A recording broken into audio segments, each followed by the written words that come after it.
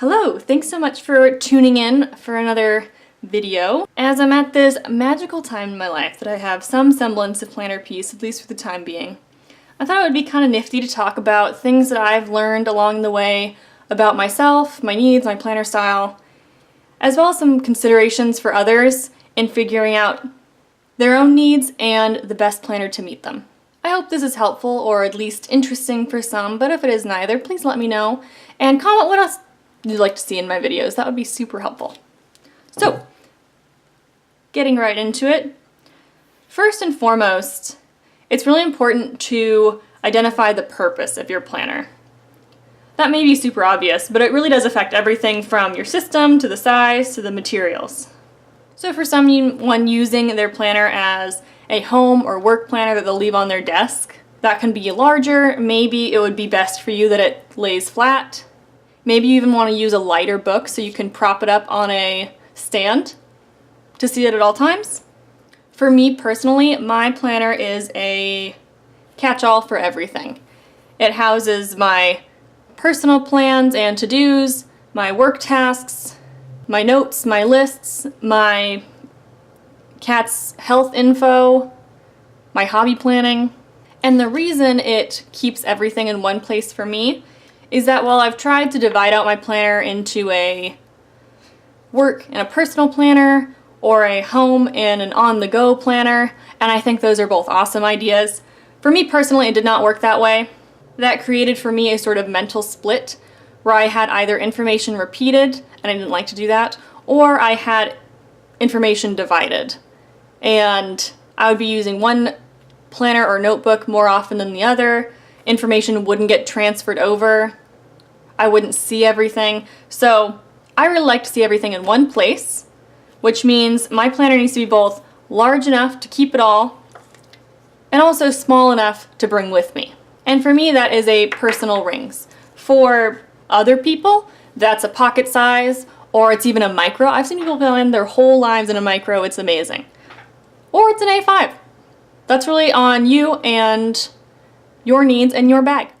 Because it is traveling everywhere with me, I also need it to be really durable. For example, this is a Van der Spek in the Touch Me line, which is a buffalo leather, which makes it able to withstand just about everything. I don't have to worry about it getting scratched in my bag. I can toss it in with my keys, and it doesn't need some sort of protective cover. I can set it on any surface. I can touch it with my greasy hands. I don't worry about other people touching it with their grimy hands. There is nothing keeping it or keeping me from taking it with me anywhere at any time. But just because you're using your planner the same way as someone else doesn't mean you need the same features. If you don't mind a planner that marks and shows its character, then maybe you want a more rustic leather. And if you don't want to use genuine leather at all, or you're not comfortable with your planner being a luxury item, there's no rule that says that it has to be. And there are plenty of other options. Basically, use what's comfortable for you so that you're actually using it for its designated purpose. Secondly, I think a planner becomes way more usable if you make it a joy to be around. So for me, I adore my planner. I'm weird about it. I carry it from room to room. I just touch it. I just hang out with it.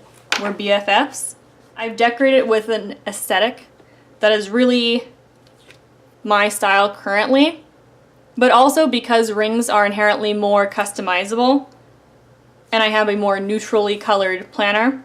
If my style changes, my system doesn't have to, so that's been very helpful as well. And I've personalized it with little touches like pictures.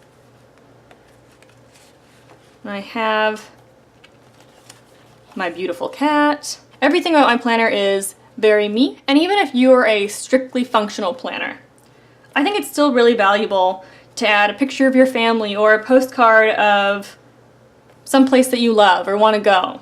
If your planner is something that you want to open up, then I think you'll get more use out of it, because the more you're in it, the more you'll use it. Throwing back to the first point, make it easy to use, and then make it desirable to use. The third tip, consideration, hack, was a really important one for me, and that is to identify your limitations and not give yourself obstacles in order to use your planner. So what that meant for me was I was using a bullet journal for about 6 months for my weekly and trackers. And while it was great, it was so customizable, it really required me to be creative in order to be productive.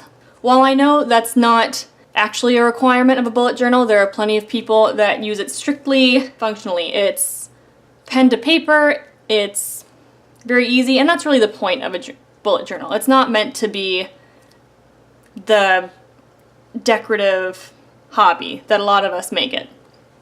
But my planner is my hobby, it's my creative outlet, and I wanted that reflected in my bullet journal as well. So, because I have limited or fluctuating amounts of creative energy, the fact that I needed to draw a layout, my weekly, my tracker, every time I wanted to use it, would often prevent me from using it. And that's really not helpful when I have tasks or plans and I'm putting off writing them down because my planner isn't yet up to par for me to put them in it. How I've solved that is in this planner I use all pre-made, very simplistic, minimalistic inserts. I also use printables, which are great for me because they're very easy for me to, anytime I want to add or change something, my needs change, my style changes, I have a new idea for something to add, I find it, I print it, I cut it, I punch it, it's in my planner, it's ready to go. However, in the same way that bullet journals are awesome for some people and really kind of screwed me up, printables are not for everyone. So if printables are a chore for you, if it's a lot of work, if that's going to be something you sort of dread or struggle to do, use pre-ordered ones. Don't put that on yourself. Don't allow your planner to become a chore because that will prevent you from using it for planning for its purpose. With these very simple pre-made layouts, I'm now able to save up my creativity. I harness it for other projects when I have it. Now I make this cool shit that allows me to enjoy my planner more. Things that I would have never considered doing before. Where is it?